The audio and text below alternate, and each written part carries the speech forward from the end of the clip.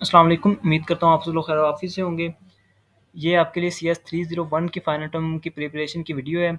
ये वीडियो उन स्टूडेंट्स के लिए है जिन्होंने कुछ भी तैयारी नहीं की, मतलब किसी की अगर कोई भी ज़ीरो तैयारी है ना, तो ये वीडियो देखने के बाद इंशाल्लाह आप इस काबिल हो जाएँगे कि आप 50 से 60% मार्क्स ईज़िली ले सकते हैं।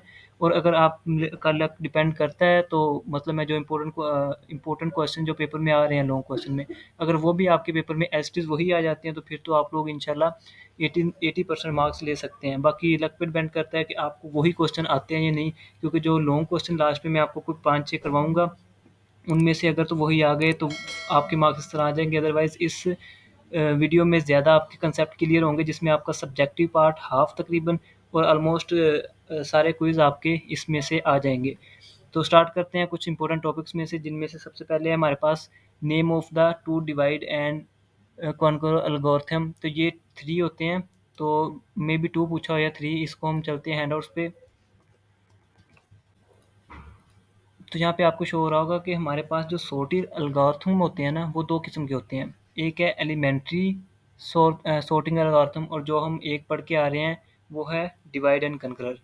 अब जो एलिमेंट्री सॉर्टिंग एल्गोरिथम है, आपको इन दोनों में से कोई भी शॉर्ट क्वेश्चन भी आ सकता है और लॉन्ग भी आ सकता है, बल्कि आपका मैं कहता हूँ 30% पेपर इन दोनों चीज़ों में से ही आएगा, क्योंकि इसमें हम थोड़ा सा एक्सप्लेनेशन में जाएंगे। अब आपके इसके पास 2 एल्गोरिथम के तरीके हैं। एक एलिमेंट्री वाला है जो कि पहले आया था, पहले एलिमेंट्री आया था जो कि थोड़ा स्लो था, और उसके बाद आया है डिवाइड एंड कनकर, वो थोड़ा फास्ट है। अब एलिमेंट्री की कितनी इकसाम है? एलिमेंट्री में एक सिलेक्शन सॉर्ट है, दूसरा इंसर्शन सॉर्ट है, तीसरा बबल सॉर्ट है। ये 3 तरीके हो गए। और अगर हम सेकंड की बात करें, जिसका है, मैंने आपको बताया कि डिवाइड एंड कनकरर, ये देखिए आपको नजर आ रहा होगा, डिवाइड एंड कनकरर कैटेगरी में आता है जो सॉर्टिंग। उसके 3 पॉइंट्स कौन कौन से हैं? मर्ज सॉर्ट है, क्विक सॉर्ट है और हीप सॉर्ट है।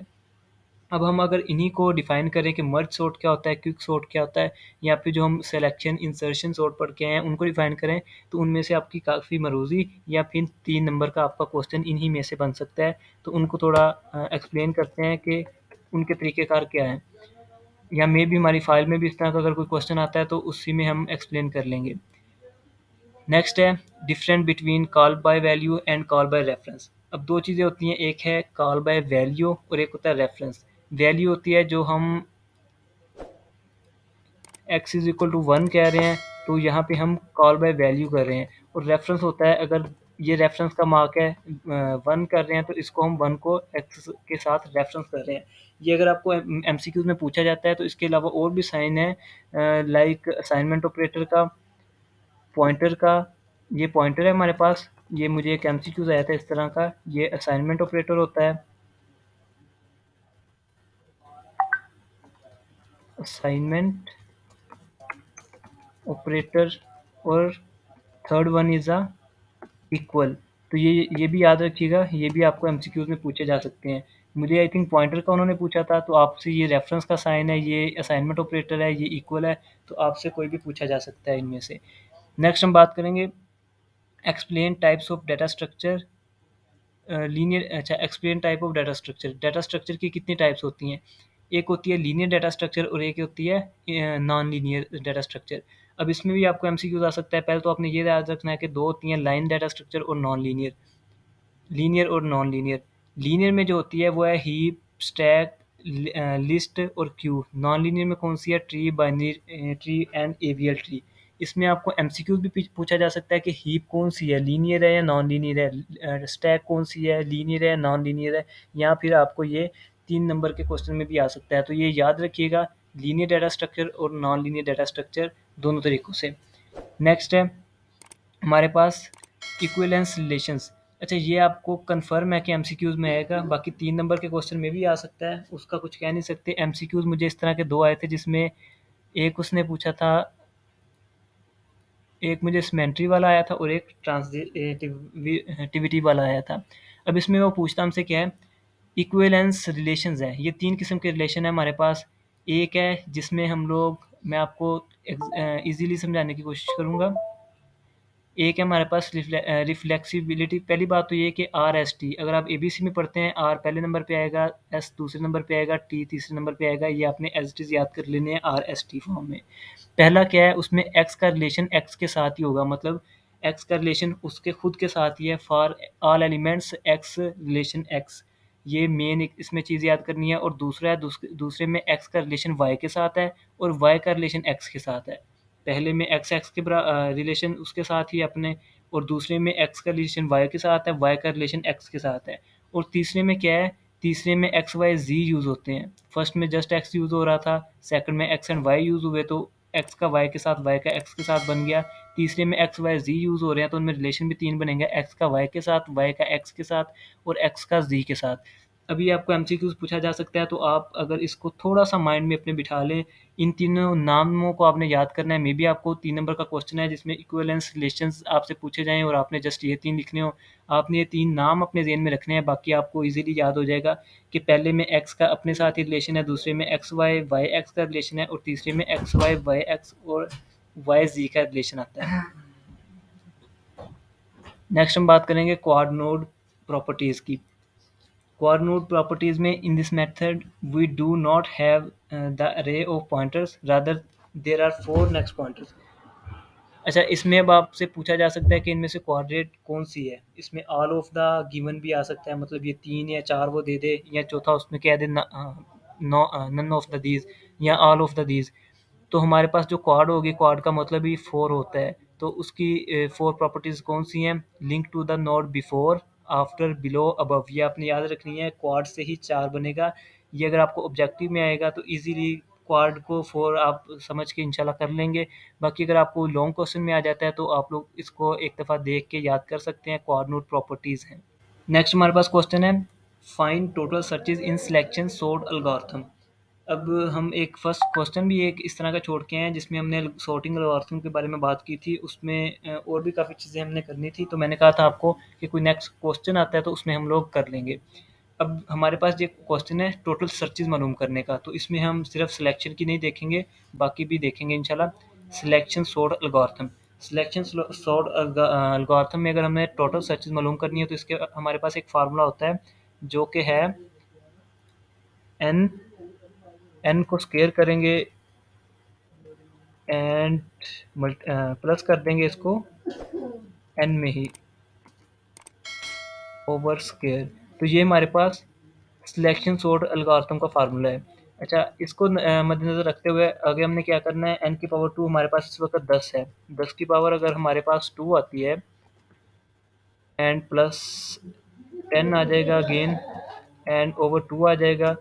हमारे पास आगे 100 प्लस 10 आ जाएगा एंड ओवर 2, उसके बाद 110 ओवर 2 एंड 50, ये हमारे पास 55 जवाब आ जाएगा। तो ये है हमारे पास जिसमें हमने मालूम किया है।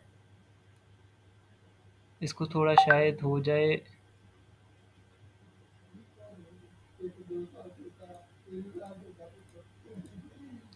अच्छा अब मे भी आपको नज़र आ रहा होगा। इसमें हमने क्या किया है, एन की पावर 2 प्लस 1, ये एक फार्मूला है। ये मैं आपको सेपरेट आगे लिख के भी दिखा दूंगा एक दफ़ा सबके फार्मूलेज। अगर एन की पावर 2 प्लस 1 एन ओवर 2 रखेंगे तो एन की जो भी हमें दी जाएगी, एन की एन इज इक्वल टू 10 दिया गया है, तो उसके साथ हम इसको सोल्व करके इसका सोल्यूशन निकाल सकते हैं, टोटल सर्चेज निकाल सकते हैं। अब लेट्स सपोज यहाँ पे उसने एन की 10 नहीं दिया था, यहाँ पे कोई और पावर हमें दे देता है, लाइक यहाँ पे वो हमें 7 दे देता है, तो यहाँ पे हम एन की जगह 7 पुट कर देंगे, जहाँ हमने 10 पुट किया है वहाँ पे 7 पुट कर देंगे, तो ये हमारा जवाब आ जाएगा। अब नेक्स्ट बात करते हैं कि अगर सिलेक्शन की जगह इंसर्शन आ जाता तो मे बी नेक्स्ट हमें कहीं मिल जाए ये चीज़। मैं इसको ना आपको एक न्यू पेज पे समझाता हूँ थोड़ा सा। अच्छा, तो यहाँ पे हम बात करेंगे, सबसे पहले टेक्स्ट में लिख लेते हैं तीनों एल्गोरिथम है हमारे पास सॉर्टिंग। अच्छा, ये तीनों एल्गोरिथम है हमारे पास, जिनमें से एक है selection sort, second one is the insertion sort, and the third one is the bubble sort sort।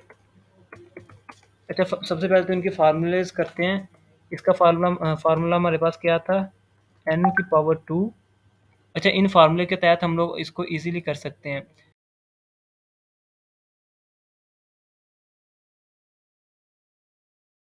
अच्छा, नेक्स्ट हम बात करें, अगर हमारे पास n इज इक्वल टू 10 था, जैसा कि हमारे पास n इज इक्वल टू 10 था ना, तो अगर हमें सिलेक्शन सॉर्टिंग में करना है तो हम ये वाला फार्मूला यूज़ कर लेंगे, अगर हमें इंसर्शन में करना है तो हम ये वाला फार्मूला यूज़ कर लेंगे, अगर बबल में करना है तो हम ये वाला फार्मूला यूज़ करके इसको ईजिली हल कर सकते हैं।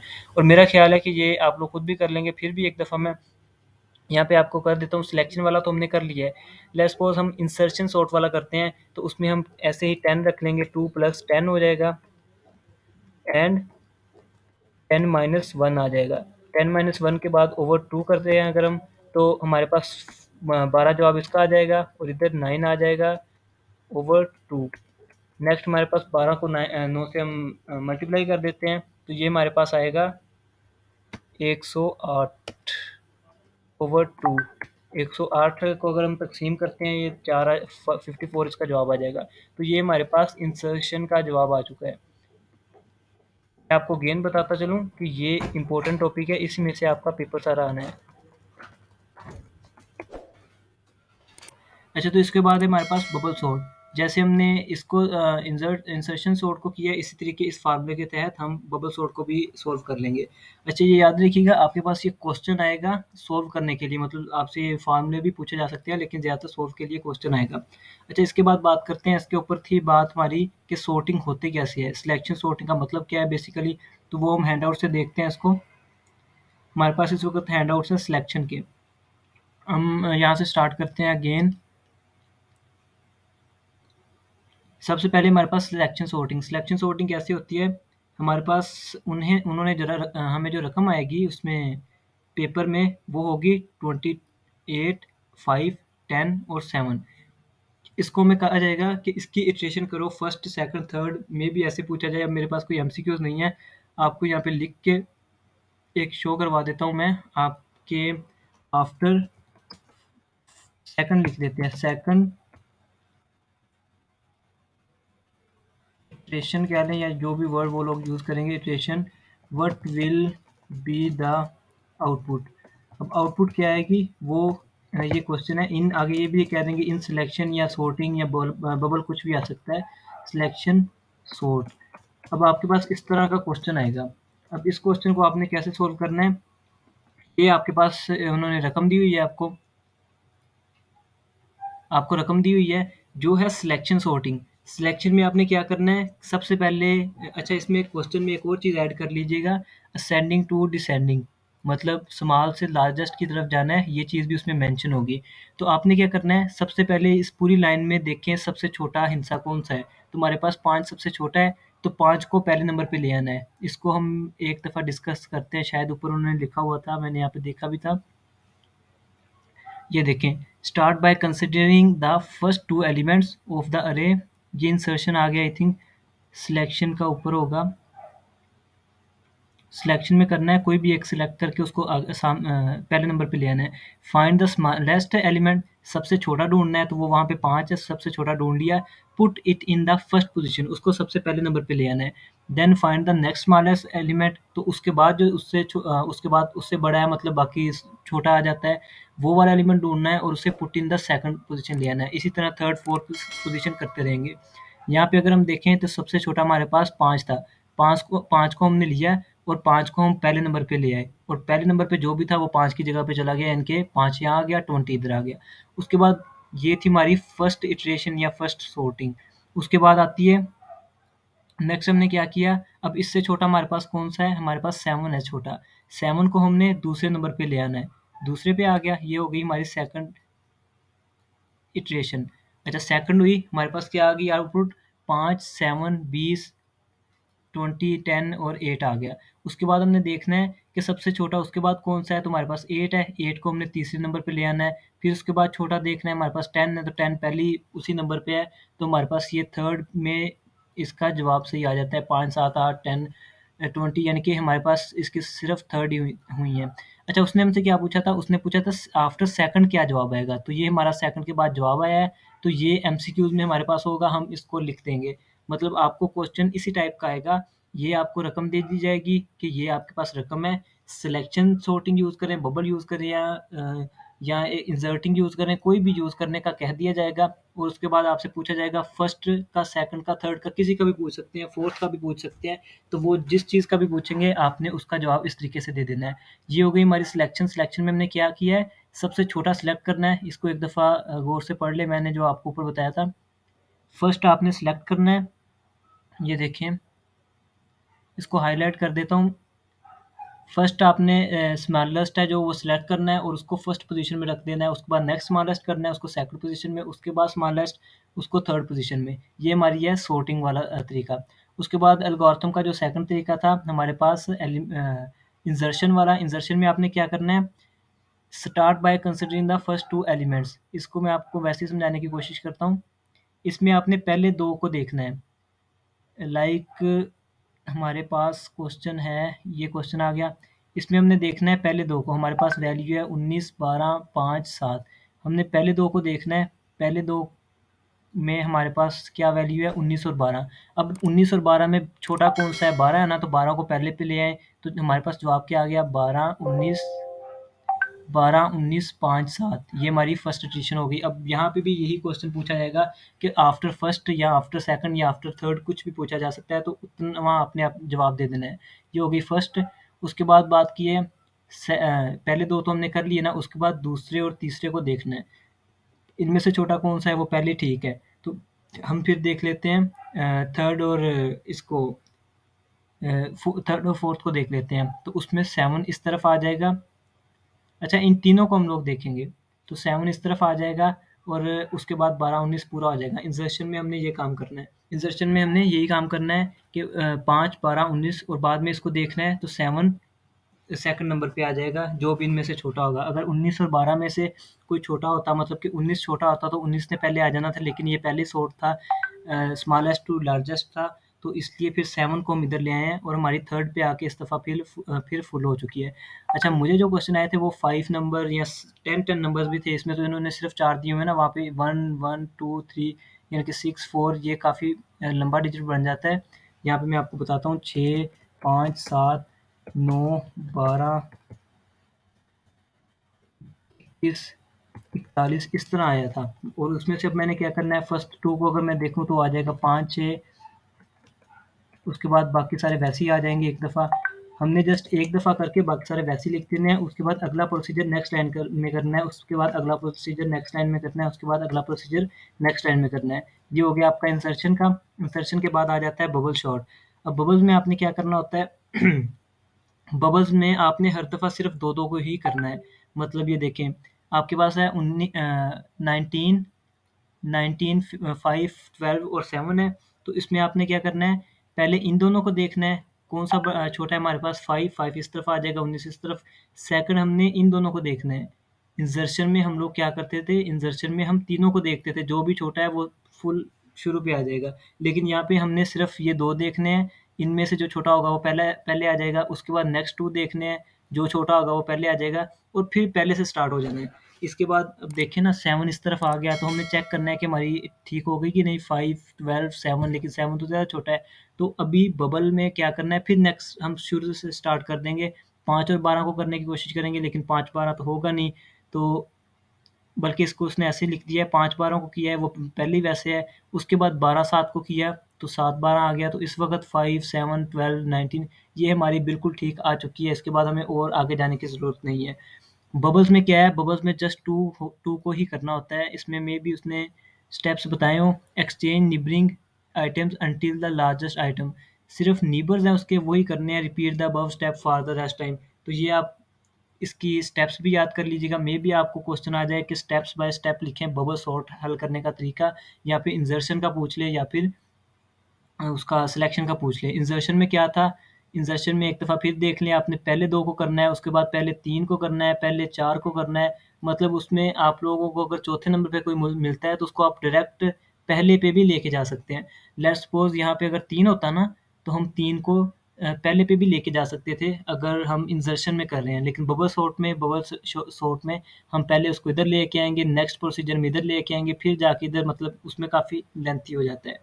और जो हम सिलेक्शन सॉर्ट करके हैं उसमें भी डायरेक्ट आ जाता है। उसमें सबसे पहले हम देखते ही छोटा है कि इनमें से सबसे छोटा कौन सा है, उसको डायरेक्ट उठा के इधर रख देना है। उसके बाद सबसे छोटा कौन सा है उसको डायरेक्ट दूसरे नंबर पे रख देना है, फिर तीसरे नंबर पे।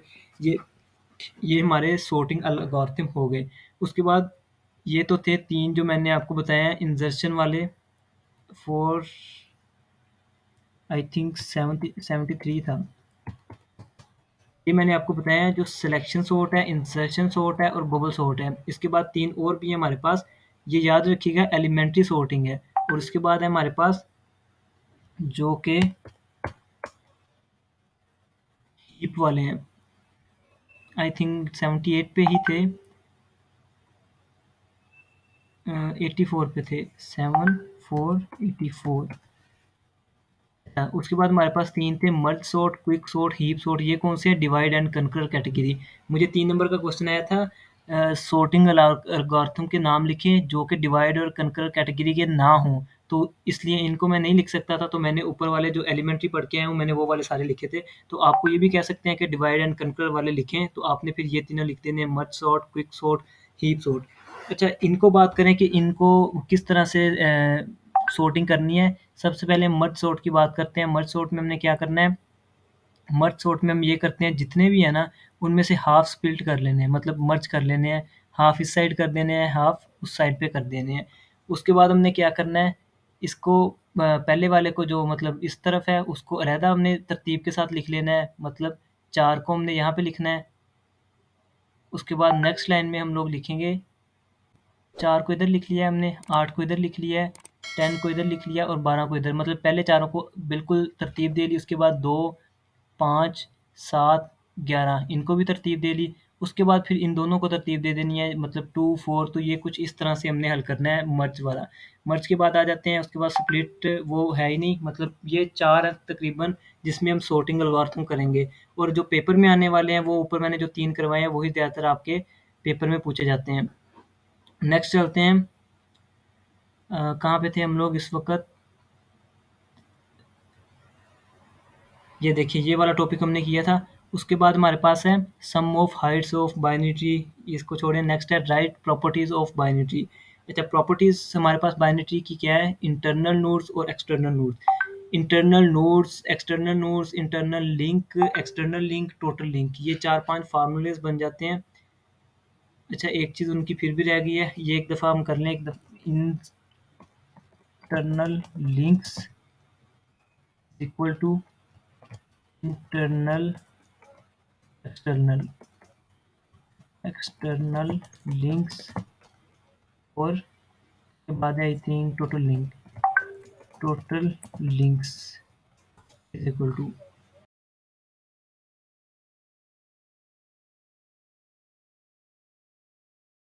तो ये देखें, इसका भी हमारे पास फार्मूला होता है एन नफिस n-1 और n+1,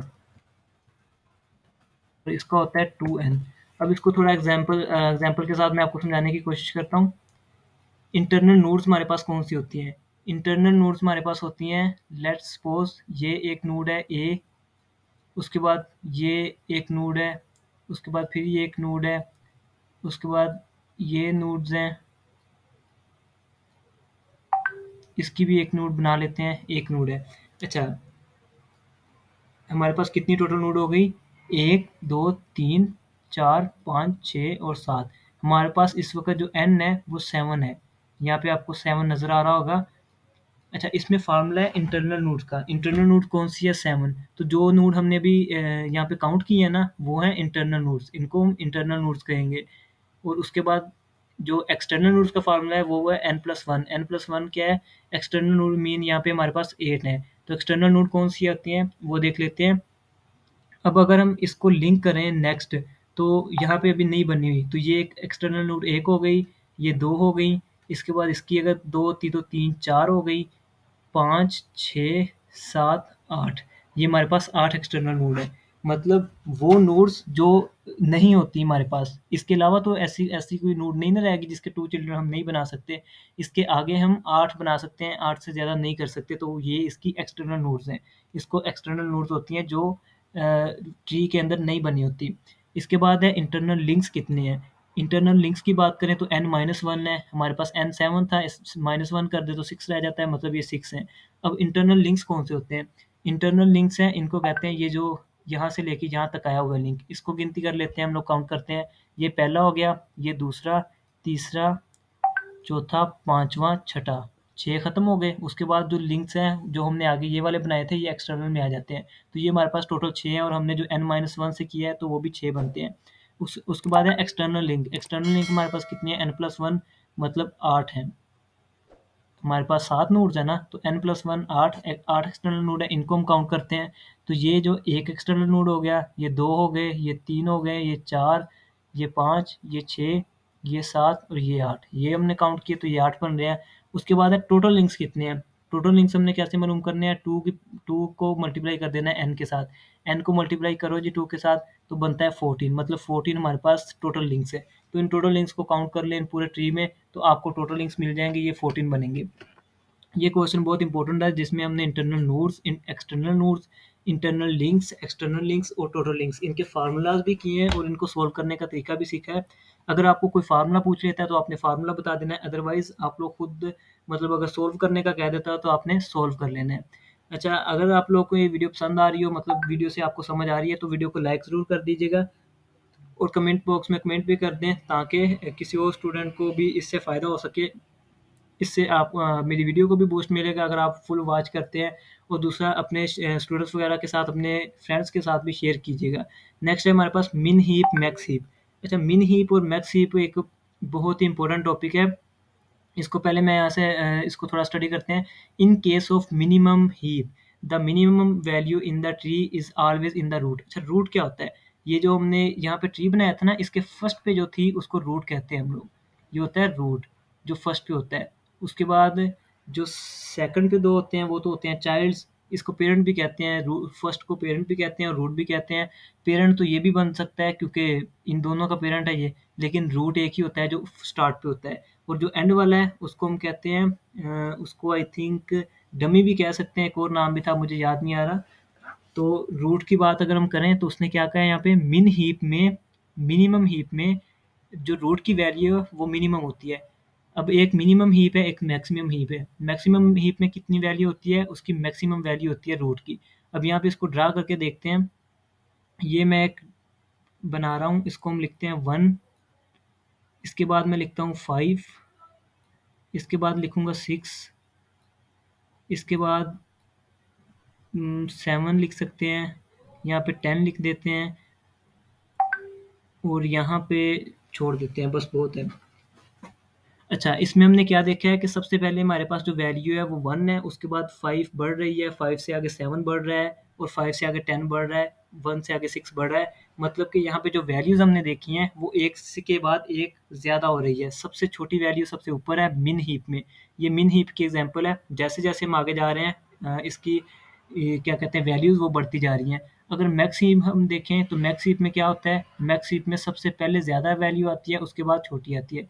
सबसे ऊपर है 40, उसके बाद क्या आएगा? उसके बाद हम 10 लिख देते हैं यहाँ पे 20। ये चीज़ ज़रूरी नहीं है कि 10, 20 कहाँ पे आता है, बस आपने ये देखना है कि नीचे जिस तरह आना है वो शॉर्ट होता जाएगा। यहाँ पे 7 आ गया, यहाँ पे 6 आ गया और यहाँ पे हम लिख देते हैं 4, यहाँ पे 15 लिख देते हैं। तो आप नोट करें, 15 20 से क्या है? 20 से छोटा है, 4 20 से छोटा है, 6 10 से छोटा है, 7 10 से छोटा है और 10 और 20 ये 40 से छोटे हैं। तो सबसे बड़ी ऊपर जो इसका रूट है वो सबसे बड़ा है मैक्स हीप में, और मिन हीप में सबसे जो ऊपर है वो शॉर्ट है, छोटा है। तो ये मैक्स हीप और मिन हीप की एग्जांपल है।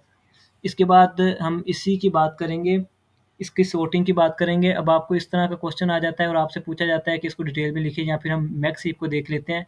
तो मैक्स हीप को हम कैसे लिखेंगे? सिंपल, इसको 40 आ जाएगा, उसके बाद 10 आएगा, उसके बाद 20 आएगा, पहले ये लिख लेना है, उसके बाद 10 20, उसके बाद 7 6 4 7 6 4 15। ये इसकी सिंपल सॉर्टिंग है, आपने इस तरह से इसको लिखना होता है। अच्छा, इसमें कोई भी आपने आगे पीछे करके नहीं लिखना, ये इसका सिंपल तरीका होगा।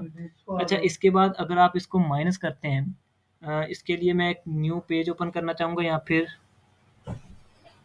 हैंडआउट्स में देखते हैं सॉर्टिंग के हवाले से। मिन हीप।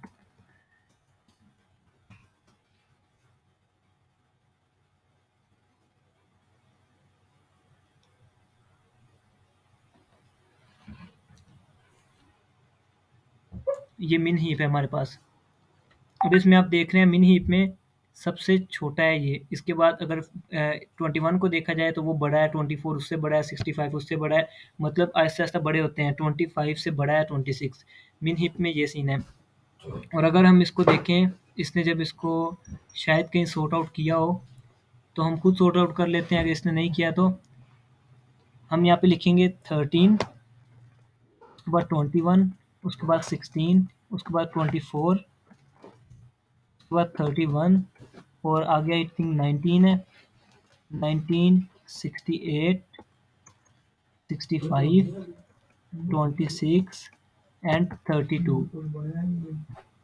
अच्छा, इसके बाद हम इसको अगर लेट्स सपोज इसमें से कोई डिलीट करना पड़ जाता है, हमें क्वेश्चन में आता है जी 24 को डिलीट कर दें, तो 24 को डिलीट करने के बाद इसकी जगह पे क्या आएगा? इसकी जगह पे 26 आ जाएगा। अब 26 आने के बाद आप देखें क्या वो इसको मिन हीप को पूरा कर रहा है? मतलब 26 बड़ा ही है ना उससे, मतलब छोटा तो नहीं है। तो अगर हम 26 यहाँ पे लिखते हैं तो ये ठीक आंसर है। तो ये इसका सॉर्टिंग तरीका होगा। मतलब मिन हीप अगर आपको दे देते हैं तो इस तरह इसको आपने सॉर्ट करना है। और लेट्स सपोज अगर वो आपको दे देते हैं, ये वैल्यू दे देते हैं और इसको कहते हैं कि मिन इसको सही तरीके से लिखें, मतलब आपको रॉन्ग वैल्यू दे देते हैं, तो आपने एग्जैक्ट ऐसे ही बना लेना है। एक डायग्राम बना लेनी है। डायग्राम बना के आप इजीली इसको चेक कर सकेंगे कि ये मिन हीप है या मैक्स हीप है या कौन सी हीप है। तो इसका भी आप ट्रू आंसर इसी तरीके से पता लगवा सकते हैं। इसके बाद अगर आपको इस तरह की कोई सॉर्टिंग नंबर्स दिए जाते हैं और कहते हैं कि इसकी डायग्राम बनाएं, तो डायग्राम भी आपने ऐसी बनानी है। 13 सबसे ऊपर आ जाएगा, उसके बाद नेक्स्ट 21, 16। इस तरीके से आप इसकी मिन हीप की या मैक्स हीप की डायग्राम बना सकते हैं। बस ये याद रखिएगा, मिन में सबसे ऊपर छोटा होता है और मैक्स हीप में सबसे ऊपर बड़ा होता है। नेक्स्ट हम बात करते हैं, नेक्स्ट है हमारे पास इमेज सेगमेंटेशन। इमेज सेगमेंटेशन क्या होता है? Divide the image into two different parts. तो टू डिफरेंट पार्ट्स में या डिफरेंट पार्ट्स में करने को इमेज सेगमेंटेशन कहते हैं। Collection of trees is called क्या होता है? फॉरेस्ट होता है। ये आपको एमसीक्यूज आ सकता है। Collection of trees is called forest. इसके बाद है binary tree. Binary trees has 11 internal node. 11 internal node, ये शायद एमसीक्यूज है। Find out external node. अच्छा, ये हमसे वही क्वेश्चन किया गया है, हम पीछे पढ़ के आए हैं। इंटरनल नोड होती है, तो एक्सटर्नल नोड हम लोग कैसे फाइंड कर सकते हैं? इंटरनल नोड अगर n है तो एक्सटर्नल नोड होती है n+1। ये फार्मूला है एक्सटर्नल नोड का। तो हमने 11 में एक प्लस किया तो ये 12 आंसर आ जाएगा। इसको हमने अभी थोड़ी देर पहले रिपीट हुआ है ये। इसको पूरे तरीके से हमने internal node, external node, internal link, external link और टोटल लिंक के बारे में अभी पढ़ा है। नेक्स्ट है we can not remove items randomly from stack and queue. अच्छा, ये आपको काफ़ी तरीक़ों से आएँगे। कुछ चीज़ें ऐसी हैं जो हम रैंडमली रिमूव कर सकते हैं और कुछ हैं हम नहीं कर सकते। जो कैन नॉट रिमूव है वो जस्ट ये 2 ही है, इसलिए मैंने 2 लिख दी कि स्टैक और क्यू को रैंडमली रिमूव नहीं किया जा सकता। इसके अलावा अगर आपसे पूछा जाए कि कौन-सी चीज़ रिमूव हो सकती है, अगर एमसीक्यूज़, ये ज़्यादातर आपको एमसीक्यूज़ में आता है, तो आप किसी पे भी टिक कर सकते हैं। जस्ट आपने ये 2 याद रखने हैं कि स्टैक और क्यू को रिमूव नहीं किया जा सकता रैंडमली। बाकी जो भी आएगा आप उसके ऊपर टिक कर सकते हैं, चाहे ऑल ऑफ दीज़ आ जाए, आप ऑल ऑफ दीज़ पे क्लिक करेंगे, लेकिन स्टैक और क्यू उसके अंदर नहीं होना चाहिए। नेक्स्ट है dash only removes item in reverse order as they were entered. वो कह रहा है कौन सी चीज़ है जो रिमूव करती है reverse order as they are entered. मतलब वो चीज़ इंटर हो रही है और उसी वक्त रिमूव हो रही है, बाहर जा रही है। तो अगर हम देखें तो ये है फर्स्ट फीफो वाला काम है, मतलब फर्स्ट इन फर्स्ट आउट। तो पहले जो इंटर हो रही है उसी तरह रिवर्स होके उसको आउट किया जा रहा है। तो यहाँ पे फीफो स्ट्रक्चर की बात हो रही है। और आपको पता है स्टैक में कौन सा यूज़ होता है? स्टैक में फीफो यूज़ होता है। बल्कि यहाँ पे आई थिंक क्यू आएगा। इसका ये गलत लिखा हुआ है, यहाँ पे क्यू आएगा। अगर यहाँ पे नॉट आ जाता तो फिर यहाँ पे स्टैक आ जाना था, क्योंकि यहाँ पे स्ट्रक्चर यूज़ हो रहा है फीफो। उसने कहा है कि only removes item in reverse order as they are enter. जैसे वो इंटर्ड होती हैं उसी तरह उसको रिवर्स करके रिमूव किया जा रहा है। तो यहाँ पे इसका जवाब क्यू आएगा। नेक्स्ट है which formula use to calculate total number of links in binary tree. ये क्वेश्चन भी हम कर चुके हैं। Total number of binary tree का क्या है? 2n है। और अगर हम बात करें इंटरनल लिंक का n-1 है, एक्सटर्नल लिंक n+1 है, इंटरनल नोड n है, एक्सटर्नल नोड n+1 है। ये भी 2 फार्मूले हमने पीछे पढ़े हैं, तो ये सारे फार्मूले याद रखिएगा, इन्हीं में से पेपर आएगा। नेक्स्ट है हमारा the definition of transitivity property is. अच्छा, ये ट्रांसिटिविटी शायद आप लोगों को मैं पढ़ा चुका हूँ पीछे, हमने 3 प्रॉपर्टीज़ पढ़ी हैं, जिसमें एक थी जो x का रिलेशन था x के साथ, दूसरी थी x का रिलेशन था y के साथ, और y के साथ, और y का रिलेशन था x के साथ, और तीसरी हमने पढ़ी है जिसका x का रिलेशन y के साथ, y का z के साथ, x का z के साथ, ये थी। तो जो हमारे पास ट्रांजिटिव वाली है ये तीसरी वाली है, तो इसका जवाब हमारे पास ये आएगा। ये अगर आप थोड़ा सा पीछे वीडियो आप पढ़ के आए होंगे तो उसमें आप हमने इसकी बात की है पहले भी। नेक्स्ट है हमारे पास which of the following can not be a max heap. अब ये क्वेश्चन आता है जो हम मिन हीप और मैक्स हीप पढ़ के आए हैं, उसका क्वेश्चन किस तरह से हमें पूछा जाएगा। तो ये मैंने एक क्वेश्चन रख लिया था कि हमसे क्वेश्चन इस तरह से पूछा जाएगा। अब वो पूछ रहा है कौन सी मैक्स हीप नहीं है, तो हम इसको चेक करेंगे। लेट्स सपोज हम 7 को चेक करते हैं, 7 को सबसे ऊपर रख लेते हैं, उसके बाद 6 इसकी कैटेगरी में आ गया, 6 और 4। अच्छा, मिन हीप और मैक्स हीप एक चीज़ याद रखिएगा, मिन हीप और मैक्स हीप में हमेशा इसके 2 चिल्ड्रन होंगे, 2 चिल्ड्रन होंगे, और अगर कहीं पे एक चिल्ड्रन है तो वो लास्ट नोड पे होगा और लेफ्ट एज लेफ्ट पॉसिबल होगा। मतलब कि अब सबसे पहले आपने इसके 2 बनाने हैं, फिर इसके 2 बनाने हैं। अदरवाइज़ ये नहीं कि आप इसका सिर्फ 1 बनाएँ और यहाँ पे चले जाएँ। यहाँ पे आप तब तक नहीं आ सकते जब तक इसके 2 पूरे नहीं करेंगे। इसके 2 पूरे करने के लिए हम यहाँ पे क्या लिखेंगे, 3 आ गया हमारे पास और 5 आ गया हमारे पास। उसके बाद इस तरफ 2 आ गया और 1 आ गया। अच्छा, अब देखें ज़रा, ये मैक्स हीप है। 1 छोटा है, 2 भी छोटा है, 5 भी छोटा है 6 से, 3 भी छोटा है, 7 भी। तो ये आप नोट करें, ये मैक्स हीप बनती है। इसमें सबसे ऊपर मैक्सिमम वैल्यू है, ये 4 उससे कम मैक्सिमम है और उससे छोटी ये है। 7 से छोटा है ये भी छोटा है, तो मैक्सिमम वैल्यू ये है, तो ये मैक्स हीप ही है। लेकिन यहाँ पे उसने पूछा है कौन सी मैक्स हीप नहीं है, तो ये हमने सी चेक किया था, ये मैक्स हीप है। इसके बाद हम चेक डायरेक्ट डी कर लेते हैं। आपने अगर 1 2 ए बी को भी करना है तो वो आप चेक कर सकते हैं, आपकी मर्जी है। हम लोग नेक्स्ट चेक करेंगे डी को। डी क्या है, 7 ऊपर है, उसके बाद इसके 2 आगे जिसमें 3 और 6 आ जाता है। उसके बाद इसके आगे 2 आ गए जिसमें 4 2 5 1 आ जाता है। अब यहाँ पे आप नोट करें कि 7 है जो वो अपने चाइल्ड से बड़ा है, मतलब यहाँ पे मैक्सिम सही चली है। 6 भी 7 से छोटा है, तो यहाँ तक तो ठीक हो गई। लेकिन नेक्स्ट आप देखें 4 बड़ा आ गया है, हालांकि मैक्सिम में पेरेंट बड़ा होता है, लेकिन यहाँ पे चाइल्ड 4 है और पेरेंट 3 है, तो यहाँ पे इसकी ये मिस्टेक है, जिसकी वजह से ये हम कहेंगे कि मैक्स हीप नहीं है। तो इसका ये वाला जवाब होगा। आपको जो एमसीक्यूज आएंगे वो मिन हीप या मैक्स हीप के इसी तरह से होंगे, तो इसको याद रखिएगा। नेक्स्ट है important topics, complete binary. Complete binary क्या होता है, जिसके 2 चिल्ड्रन हों। ये नहीं कि एक चिल्ड्रन, ये एक है, आगे ये इसके भी 2 हों। अगर ये उसने बनाया है तो इसके भी 2 होने चाहिए। अगर ये उसने बनाया, ये नहीं एक बना के छोड़ दो, दूसरा भी होना चाहिए। तो जिसके 2 चिल्ड्रन होते हैं वो कंप्लीट बाइनरी होता है।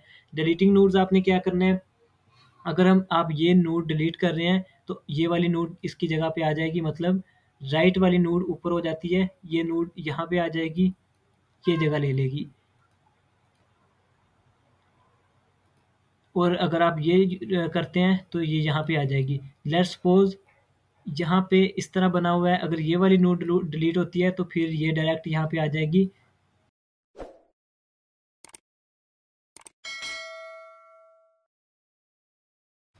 ये देखें, हम यहाँ पे अगर 25 ऐड करते हैं तो 25, क्योंकि हमने मिन हिप करनी है तो मिन हिप में ये वहाँ जाके रुकेगा जहाँ पे ऊपर वाला इससे छोटा हो और नीचे वाला बड़ा। तो हम 65 को नीचे ले आएंगे और 25 को ऊपर ले जाएंगे, और इसी तरह आहिस्ता आहिस्ता ऊपर लेते जाएंगे। ये याद रखिएगा, मिन हीप और मैक्स हीप में जब हम ऐड करेंगे तो वो लेफ्ट साइड से ऐड करेंगे। मैंने जैसे कि आपको इसकी प्रॉपर्टीज बताई थी कि यहाँ तो इसके 2 चिल्ड्रन होंगे, अगर ये कहीं पे एक चिल्ड्रन होगा तो वो लेफ्ट साइड होगा, जैसे कि ये लेफ्ट साइड है। तो बल्कि ये यहाँ पे ऐड नहीं होगा 25, ये यहाँ पे ऐड होगा क्योंकि इसकी बची हुई है यहाँ पे।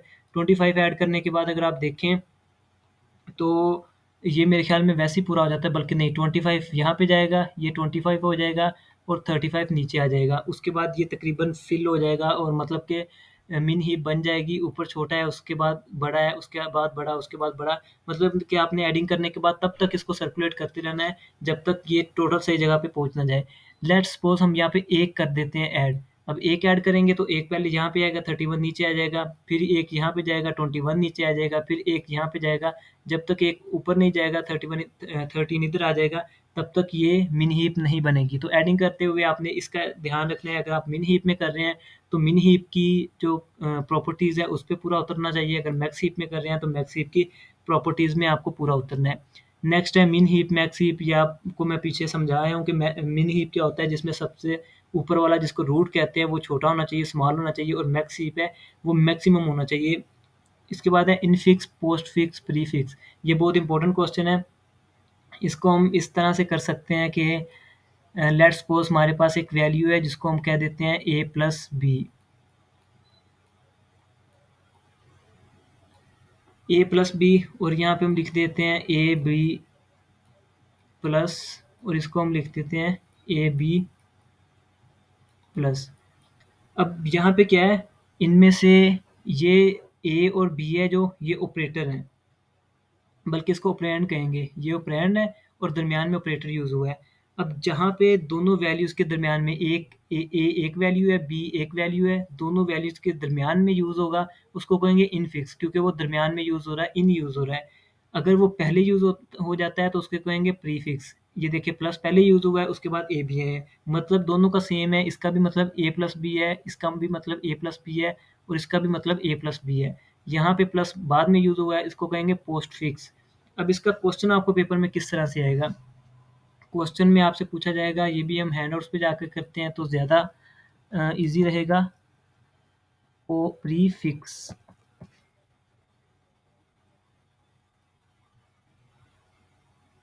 प्रीफिक्स की कोई नोटेशन, ये देखें, ये आपके पास प्रीफिक्स दी हुई है। इसको हम ना कोई बड़ा क्वेश्चन करते हैं, कन्वर्ट एडिशन, कन्वर्ट मल्टीप्लिकेशन, ये देखें इसी को करते हैं। आप एक दफ़ा ना ये जो इन्होंने लिखा हुआ है इसके ऊपर फोकस नहीं करेंगे कि ये क्या लिखा हुआ है। आप ज़रा इस तरफ देखें, हमारे पास वैल्यू उसने दी है, वो बताएगा हमें कि ये इनफिक्स है। वैसे भी हमें नज़र आ रहा है कि ए बी के दरमियान में प्लस आ रहा है, और फिर ए बी एक रकम हो गई और सी एक रकम हो गई, इनके दरमियान में मल्टीप्लिकेशन आ रहा है, तो ये इनफिक्स है, इनके दरमियान में यूज़ हुआ है। अब ऊपर उसने कहीं बताया होगा कि हमें किस फॉर्म में कन्वर्ट करना है, हमें पोस्ट फिक्स में कन्वर्ट करना है, मतलब जो भी इसमें ऑपरेटर यूज़ हुए हैं वो लास्ट पे लेके जाने हैं। तो सबसे पहले ब्रैकेट वाली हम सॉल्व करते हैं, तो ए प्लस बी है, इसको हम क्या करेंगे, ए बी रख लेंगे और प्लस इसके बाहर लिख देंगे जैसे कि उसने नेक्स्ट स्टेप में किया है। उसके बाद क्या करना है, उसके बाद ये हमारे पास ए बी प्लस जो भी आ चुका है ये एक वैल्यू है और सी एक वैल्यू है। तो एक इसका मतलब क्या है, इसका मतलब अगर हम देखें ए मल्टीप्लाई बाय बी है, तो ए वाली वैल्यू भी हमने वैसी एज इट इज़ नीचे पुट कर देनी है, बी वाली वैल्यू सी है हमारे पास एज इट इज़ कर देनी है, और जो मल्टीप्लाई होगा वो एंड पे आ जाएगा। तो एंड पे हमारे पास क्या जवाब बचेगा, ये हमारे पास पोस्ट फिक्स बचेगा। फ़र्ज़ करें हमें कहा गया है कि इसको प्री फिक्स में करें, प्री फिक्स में पहले करना होता है, तो हमारे पास है जी ए प्लस बी इंटू सी, हमारे पास ये है वैल्यू। अब इसको प्रीफिक्स में कैसे करना है, सबसे पहले आएगा प्लस ए बी, ये देखें मैंने सबसे पहले ए प्लस बी को किया, ए प्लस बी में प्लस पहले आ गया, बाकी रकम मैंने वैसे ही लिख दी।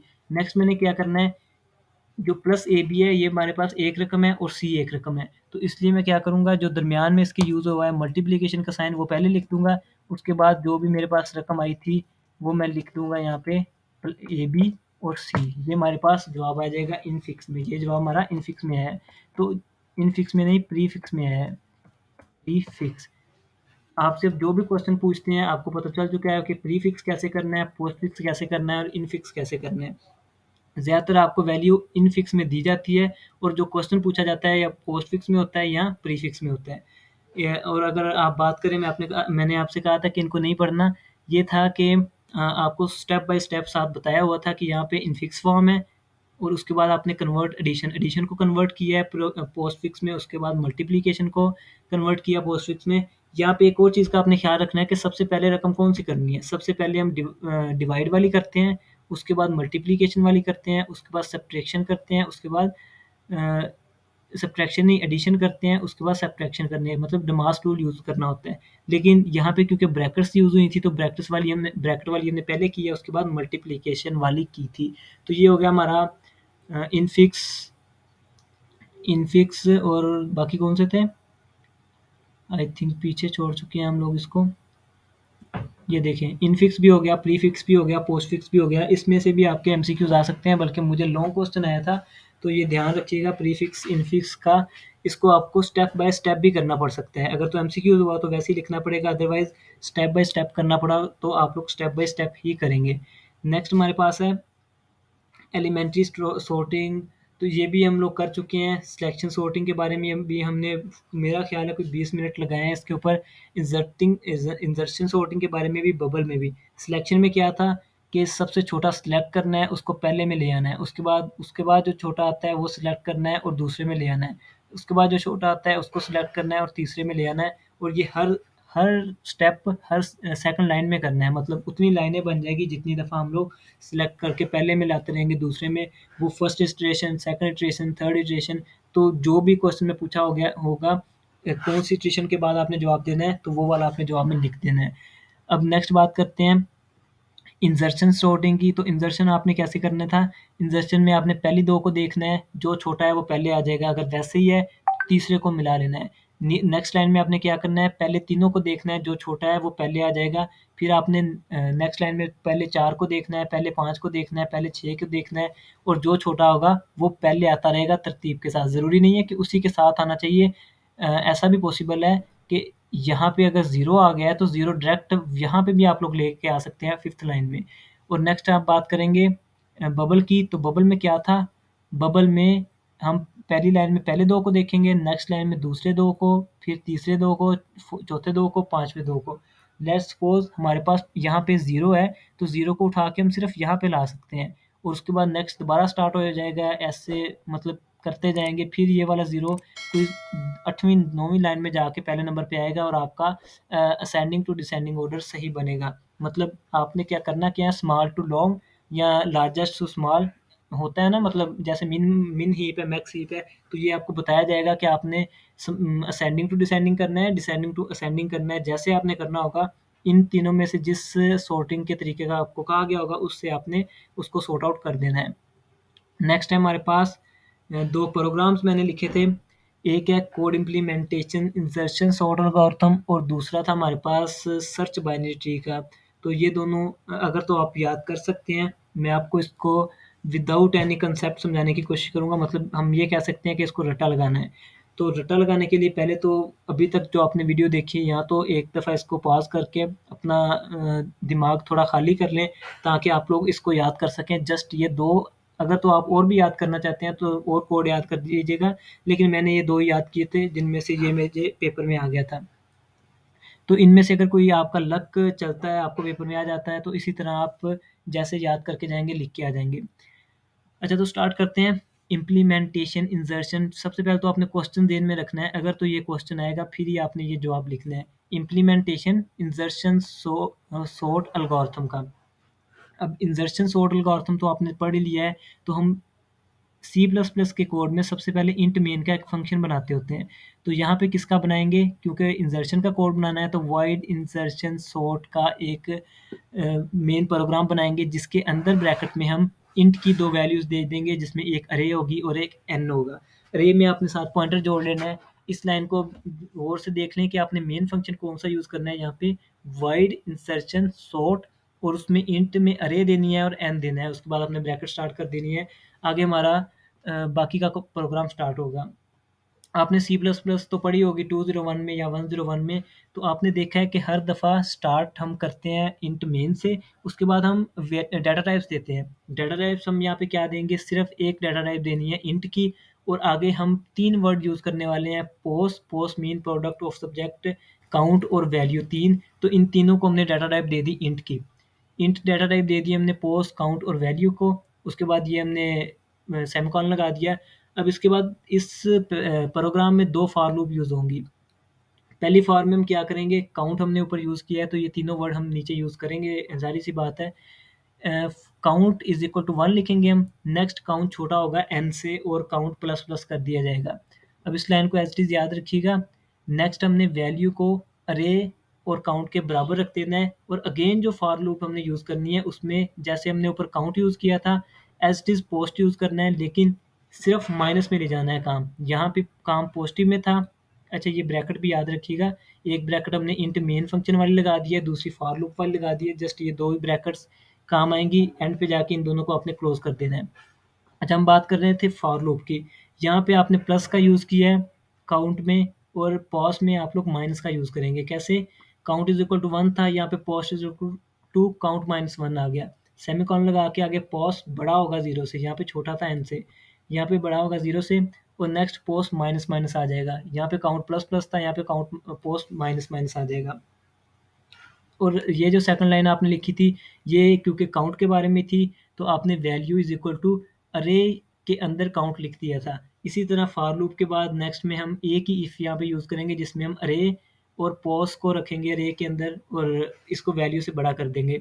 नेक्स्ट को अरे पॉज को अरे के अंदर रख के +1 करके पोस्ट के ही बराबर करेंगे। ये आप देख रहे हैं, इसमें +1 है, इसमें कुछ भी नहीं है, रे को एक दूसरे के बराबर रखा गया है।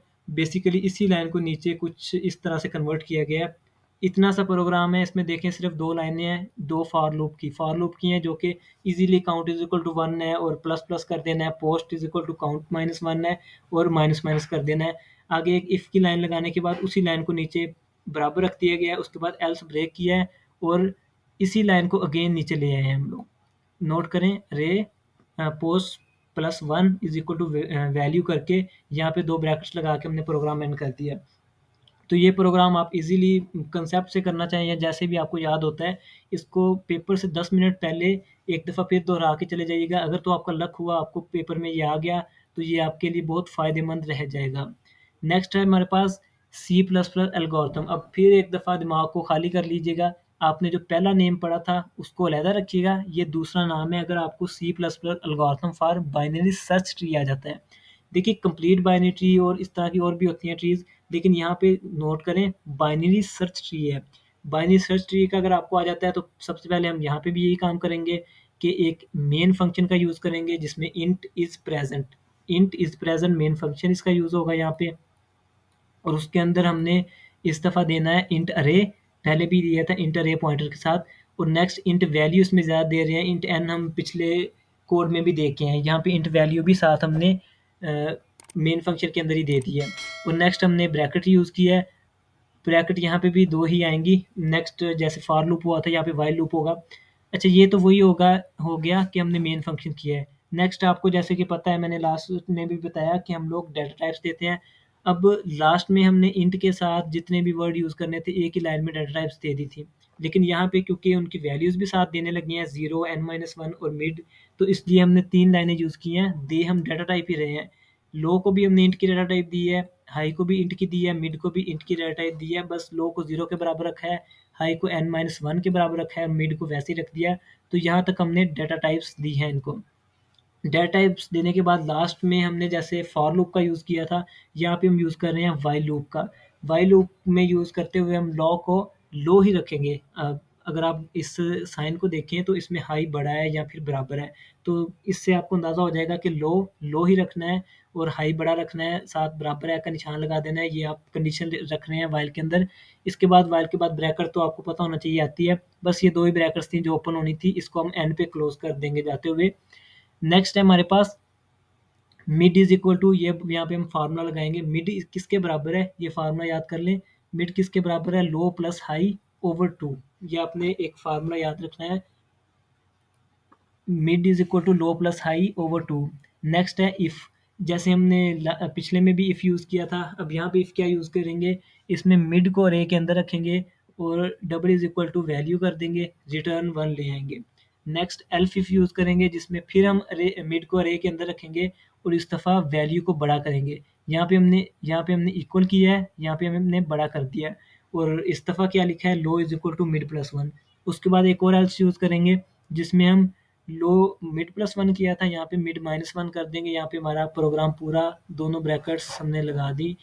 इतना सा हमारा प्रोग्राम है ये। मतलब अगर आपको इन दोनों में से कोई प्रोग्राम आ जाता है, तो इजीली आप लोग इसको थोड़ा सा रटा मार के या जैसे भी याद करके पेपर में लेके जा सकते हैं। एक आधा इस तरह का कोड का क्वेश्चन आ जाएगा।